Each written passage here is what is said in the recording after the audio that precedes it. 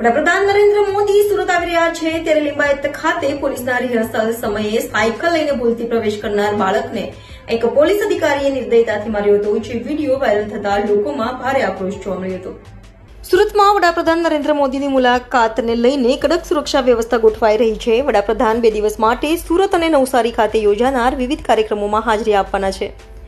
આ જ પરિસ્થિતિને ધ્યાનમાં રાખીને સુરત પોલીસ દ્વારા ખાસ રિહર્સલ કરવામાં આવી રહ્યું છે, જેથી કોઈ પણ અનિચ્છનીય પરિસ્થિતિ ઉદ્ભવ ન થાય. પરંતુ રિહર્સલ સમયે સાયકલ લઈને ભૂલથી પ્રવેશ કરનાર બાળકને પોલીસ અધિકારીએ નિર્દયતાથી માર્યો અને વિડીયો વાયરલ થતા જવાબદાર પીએસઆઈને કંટ્રોલ રૂમમાં ખસેડવામાં આવ્યા છે. આ રિહર્સલ દરમિયાન એક બાળકની ભૂલને સહાનુભૂતિપૂર્વક હલ કરવાને બદલે સુરક્ષામાં તૈનાત એક પોલીસ અધિકારીએ અમાનવીય રીતે તેનું વાળ ખેંચીને માર માર્યો હતો.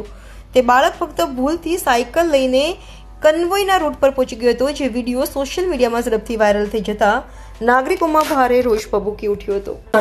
मेरा नाम राहुल सोनी. राहुल, कल क्या हुआ था? मेरा कुछ मालूम नहीं था. मैं उधर जा रहा था आराम से.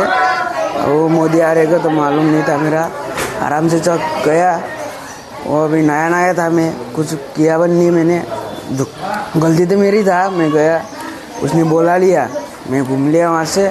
वहाँ तो उसने मारा मेरे 1-2 झापड़ी. वो पिया था आराम से. मेरे को बोला साइड में जा. बोला सर मेरा गलती नहीं है, मैं नया नया था. मैं आया गया. मेरे को क्या था मोदी आ रहे बोल के उसने मार दिया. बस आपकी गलती है, मान रहे हो आप? हाँ, मैं तो मान रहा हूँ अपनी गलती है.